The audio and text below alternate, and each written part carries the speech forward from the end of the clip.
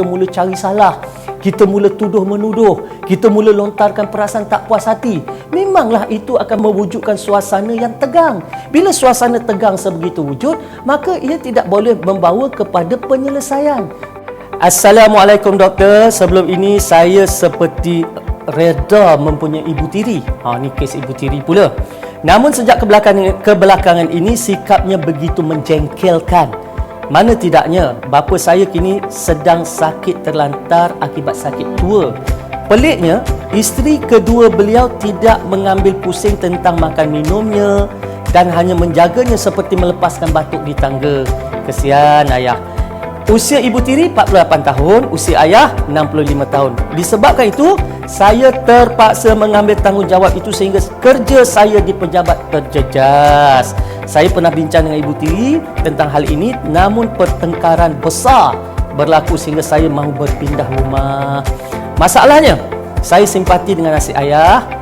Apa nasihat doktor kepada saya? Untuk pengetahuan doktor, saya satu-satunya anak mereka yang sudah dewasa, sementara adik tiri saya baru berusia 15 tahun. Allahu Rabbi. Baik.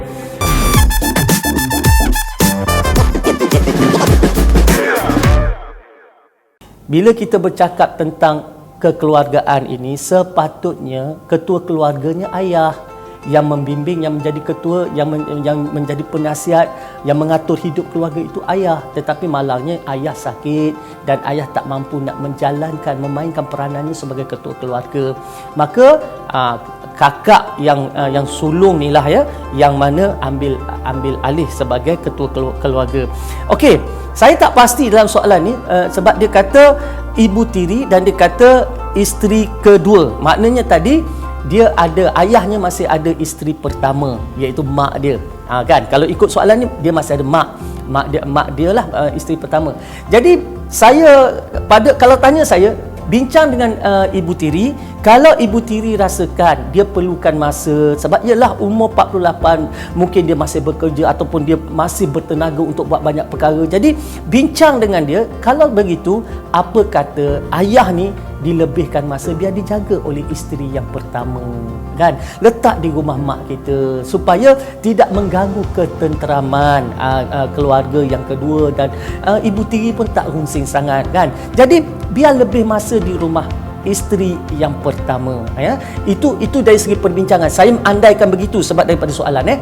Baik, kalau katakan isteri pertama memang dah tak ada, okey, apa yang boleh kita lakukan? Bincang elok-elok adik-beradik. Sebab apa? Sebab walaupun yang anak sulung daripada ibu tiri itu umur dia 15 tahun, 15 tahun ni orang dah boleh buat kerja, dah boleh jaga ayah. Bukan nak jaga susah sangat, jaga makan minum, pastikan dia ambil ubat pada masanya, kerja mudah.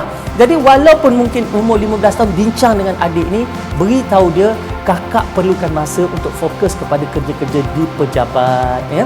Dan kita anggaplah bahawa apabila kita diberikan tanggungjawab sebegitu sebab Allah dah pilih kita, kan? Kalau kita berbincang dengan ibu tiri sampai kepada pergaduhan, ingat bila kita bergaduh, ini merungsingkan lagi ayah kita yang sedang tua, kan? Ayah mungkin runsing mendengar pergaduhan dalam rumah, kan?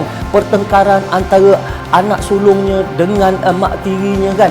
Dia runsing, dan runsing ini boleh bawa kepada penyakit yang lebih berat lagi kepada ayah tu tadi, disebabkan oleh stres. Stres ini menyebabkan apa? Menyebabkan ayah tu lebih sakit lagi. Jadi oleh sebab itu bincang elok-elok, kan? Dan kalau perbincangan itu nampak macam tak jumpa jalan penyelesaiannya, cari orang yang boleh dihormati oleh keluarga. Tak mungkinlah ibu tiri ni tak ada seorang pun yang dia nak dengar cakap, tak ada seorang pun yang dihormati.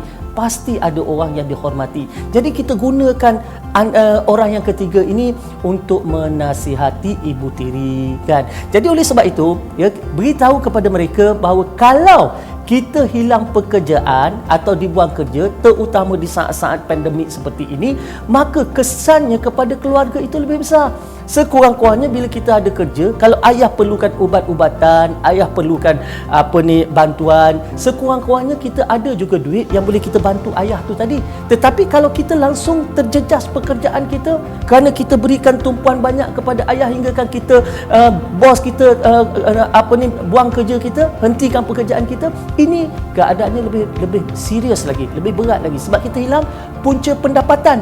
Jadi bincang elok-elok dengan ibu tiri itu tadi, dan insya-Allah bila kita bincang elok-elok, kita ceritakan dari hati ke hati. Kadang-kadang bukan soal perbincangan, tetapi cara sesuatu perkara itu dibincangkan. Bila kita mula duduk dalam perbincangan, kita mula cari salah, kita mula tuduh-menuduh, kita mula lontarkan perasaan tak puas hati, memanglah itu akan mewujudkan suasana yang tegang. Bila suasana tegang sebegitu wujud, maka ia tidak boleh membawa kepada penyelesaian.